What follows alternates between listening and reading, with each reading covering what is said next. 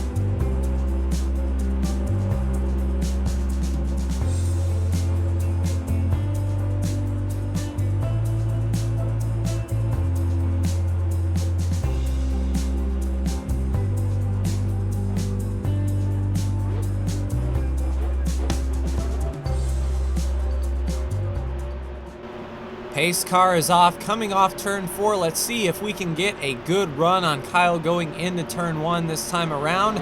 Green flag is out. Try not to spin the tires. And Brandon gets a good run on Eric Almirola for third.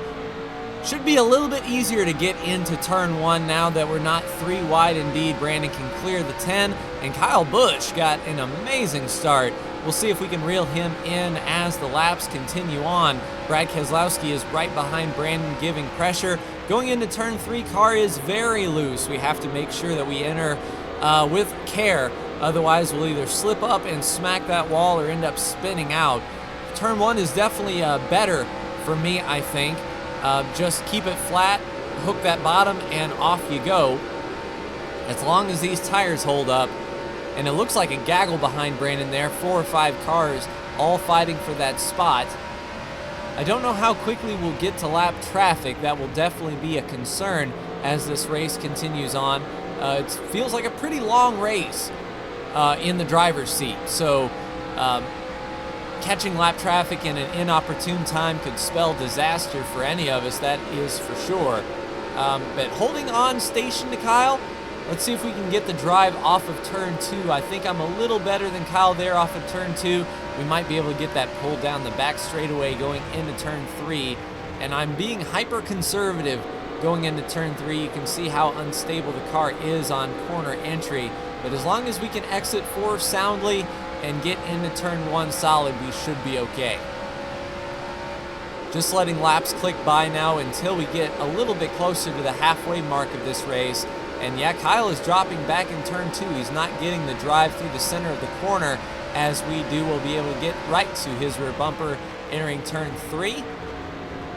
Turn 3 isn't a very good place to pass. They like to check up, and you might pick a hole and go for it, but the car is extremely unstable going into turn 3, so I don't know if I want to make that work. Ideally, we want to catch him here going into turn 2.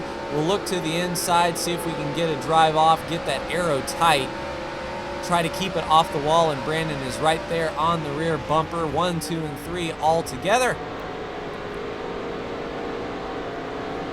We didn't lose that much going into turn 3, so that feels pretty good. We should be able to set him up going into turn 1 now. Just keep flat-footed. Kyle isn't laying over, that is for sure. We're going to have to put our nose in here and see if he'll yield. No, he comes down just a little bit. We do have the run. If we get on the inside going into turn 3, we might be able to get him. No, I'll think better of that. Part of me just wanted to sort of dive bomb, and had this been about any other racetrack, I probably would have done it, but not turn 3 at Darlington, that is for sure. And if we're better in turns 1 and 2 than Kyle, we should reel him back in no problem right here, as you can see. Brandon drops back just a little bit. Looks like he didn't have a good turn 2, but he gets that pull down the back straightaway.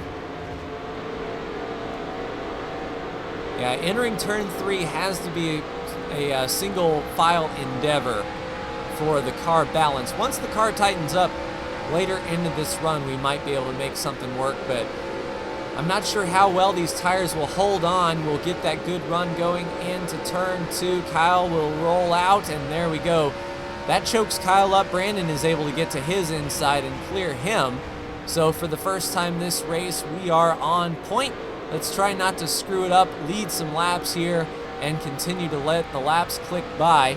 I see one car who is on a lap below us here, and that could be a remnant of the Harvick crash. I don't see anyone else around him, so hopefully we'll catch that car in a place that makes sense and a place that we don't have to overdrive to make the pass. Speaking of which, it looks like Kyle Busch got around Brandon for second. It probably happened there in turn 3 and 4.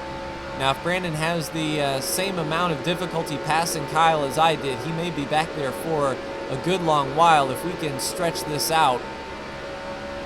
Pit road is very tricky to get on. It's very flat down there at the bottom. You can see the yellow line down there that dictates where pit road began, or how to get on pit road, and it's a very sharp left turn if you're following the yellow line. So carrying a lot of speed down into the pits without sliding is going to be key. Yeah, I think we'll catch the 97 here in turn 2. We'll be able to get around him just fine, clear him before the end of the turn, and clear sailing for the rest of the way, it seems.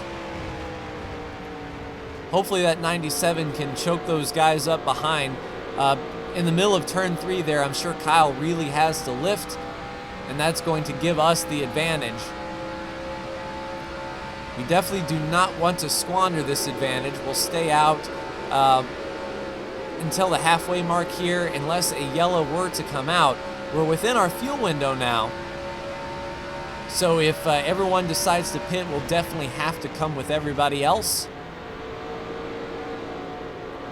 And looking back there, yeah, they're not that big in the mirrors. That Brandon I see in second is just a few pixels now. I don't have any good look at who's running in second, so not my concern, just eyes out the windshield. Let's make sure to hit our marks and not do anything stupid as these laps click by.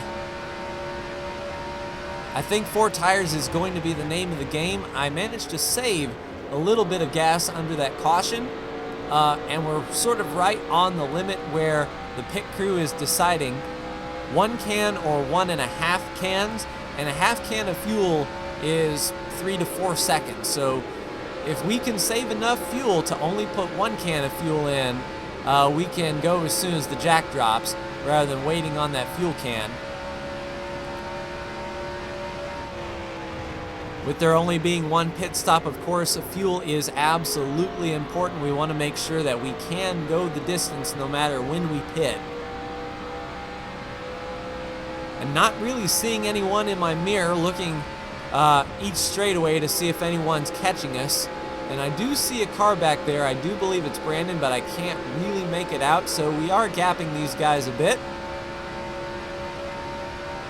Trying to remember what I did last year in the Darlington race. I believe we had a decent run, but I don't think I was out front and leading laps like this, so a good turn of events for this particular race. Good momentum going into Indianapolis next week, which is the last race before the cutoff, which will definitely be interesting indeed. A couple solid runs to end the year would be very good, trying to get those wins for bonus points for each round.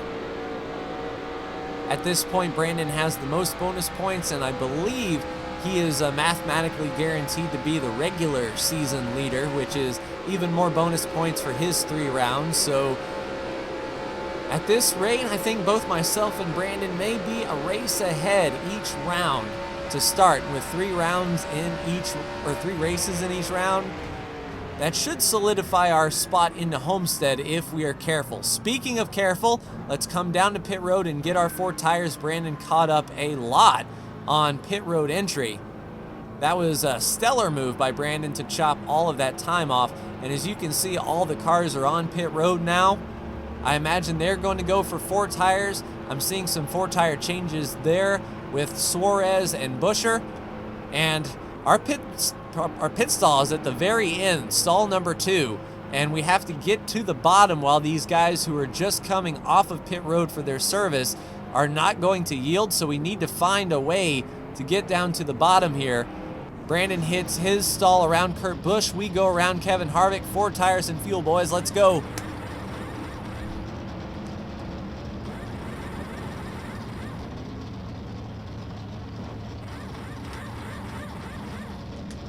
We're going to have to go around the 18 here. Service is complete for Brandon. Away he goes. Service is done for us. I kind of wish Kyle wasn't there so we had a straight exit, but Brandon makes the pass off of pit road. And we are definitely within striking range on equal tires, so it's all going to come to this last bit of the race here. Jimmy will pass us. We'll have clear racetrack and blend. No penalties, and away we go. So now it's just settling in until the end of the race. Running in second, Brandon in first once all of these pit stops rotate around. Just waiting for things to cycle through and to get our positions back. I don't see Kyle behind us. He was, fighting hard there for third. So really, I don't see anyone behind us that can threaten our position. So it's just eyes out front, out of the mirror, and try to follow Brandon through once he starts making these passes, say on Jimmy Johnson, Eric Almirola, and Denny Hamlin. I believe they possibly took 2 tires. Denny Hamlin is shown as the leader. So we'll make up these spots here. Brandon in 4th, myself in 5th. And if we've got fresher tires, we should be able to make those last here in the later part of the run. Especially if this stays green, we'll be set up nice and easy. And if there's a yellow, we may have to get some freshness out of it. Just really drive hard here. But a long race indeed. We can choose our battles as they come. Brandon looking to the inside of Jimmy Johnson. Looked like someone blew up there, a little bit of an in trail. Brandon thought about it, got back in line. Turn 3 is very difficult to make a move on. He's going to set up Jimmy for turn 1, I believe. We're going to need to get as close as we can here to follow him through. Jimmy with the move on Eric Almirola, blocking Brandon in. We're going to close up that gap and even pass Eric Almirola. Get right to the back bumper, and Eric in the wall, just scraping lost all that momentum. It's like Eric got freaked out there or something. So very close first 4 cars under a blanket. And pretty close racing here at Darlington. Usually things get stretched out, but as this race is unfolding, everyone is coming back together.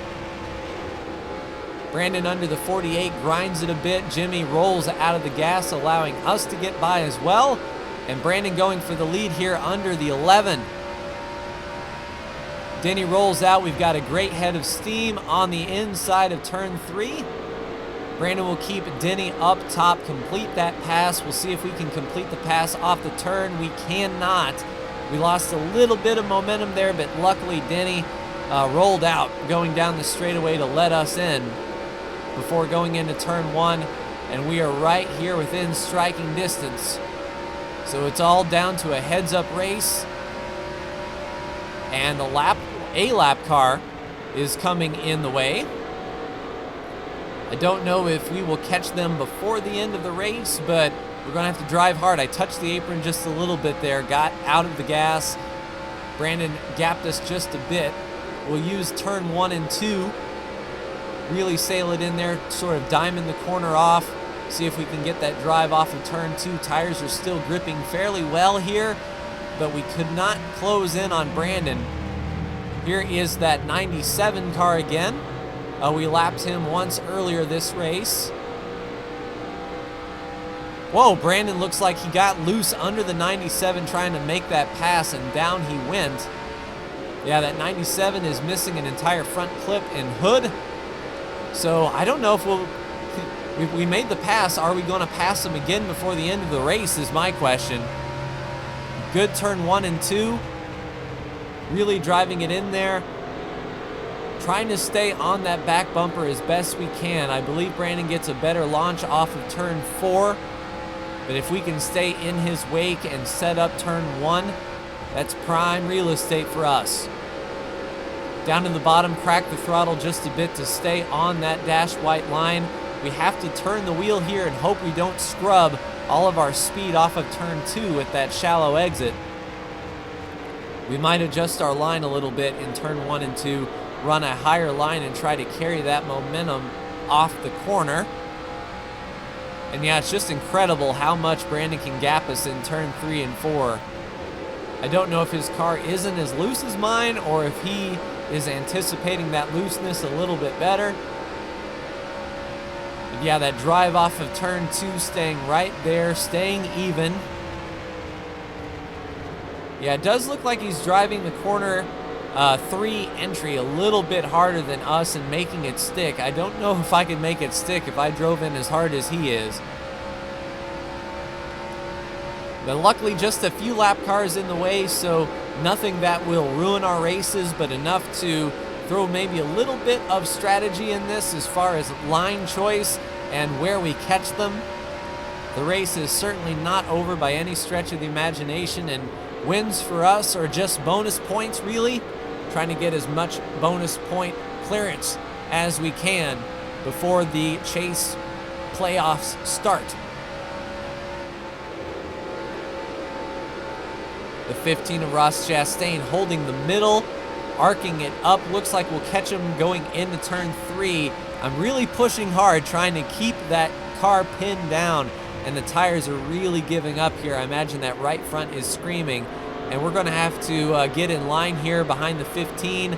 Brandon was able to clear him. We get choked up just a little bit on the bottom. Hopefully Chase, no, that's not Chase Elliott. It looks like Michael McDowell. Hopefully McDowell can slow down Brandon, and hopefully there's enough time for us to regain the time lost here. We need to run some solid turn 1 and 2s, and we can do that without much pressure. But turn 3 is definitely my Achilles heel, just trying to keep the car under me. It's not as stable. And Brandon sees the white flag. One more lap to go. We're going to have to go hard into turns 1 and 2. And these tires are about done. We've pushed as hard as we could. Good launch off of turn 2. Let's lick the stamp and send it. I'm going to drive hard into turn 3, harder than I had before. And no, just washed up, got too tight. Easy, hold on to it. Easy, easy, easy. Ow. Looking in the mirror, no one behind us except the 15, so we'll come in second after a pretty bonsai move going into turn 3, but I didn't want to wreck him. So that will be Brandon's 10th win of the year. Let's take a look at the top 10 as they cross the line.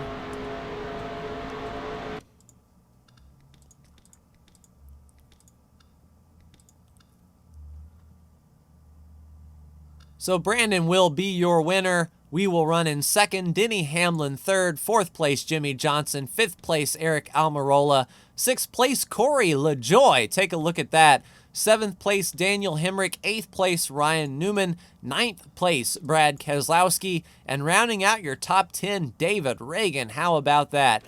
So the first incident that we saw was right on the start with Kevin Harvick. Was he able to continue? He was able to continue.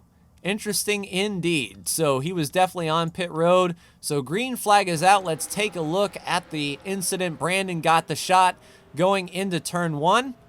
And it looks like Harvick sort of moved down. Harvick up in the wall into the 1. Around he goes. Boom, the 21 gets hit, the 97. And mayhem. Let's take a look at another angle. Let's go TV 1 perhaps and see what that was all about. So Brandon got up the gears. He's down on the dotted line. And yeah, Harvick just comes down into him. Into Kurt Busch. Around they go. The 21 gets hit and still not a whole lot. It's a very close angle lens. Perhaps spectator cam will show us a little bit better of a view here. So Brandon will go to the inside. Harvick in the middle. And there is the touch. And yeah, in the middle of the corner, not a good view, but as you can see, only a few cars involved. The 24 of William Byron involved, the 21 involved, the 97 with heavy damage. The 17 had a little bit of damage, broke the hood just a little bit, and that set everything up for the long green flag run. Yeah, it looks like Paul Menard was definitely the big loser in this situation. So Paul was a few rows back in the middle of the field there with Stenhouse and William Byron. The lane closed up. Paul got to the middle.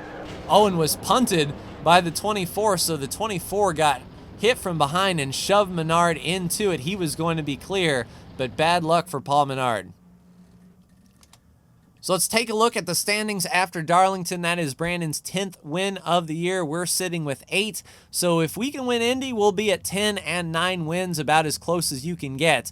Almirola, Keselowski, Larson, Busch, Harvick, Blaney, and Busch are your other winners this year. Paul Menard is now your cutoff driver after that DNF, with only a race separating Clint Bowyer down to Denny Hamlin, but even closer, Alex Bowman down to William Byron. So at Indy, 14th through 20th can definitely change. So mathematically, it looks like Jimmy, Ricky Stenhouse, and Joey Logano are guaranteed spots as well. Clint Bowyer basically has to finish in 30th or higher to be good, but everyone else is going to be on the bubble. But that will do it for me. Like, share, and subscribe if you are so bold. Thank you so much for tuning in, and I will see you next week for the last race of the regular season at Indianapolis.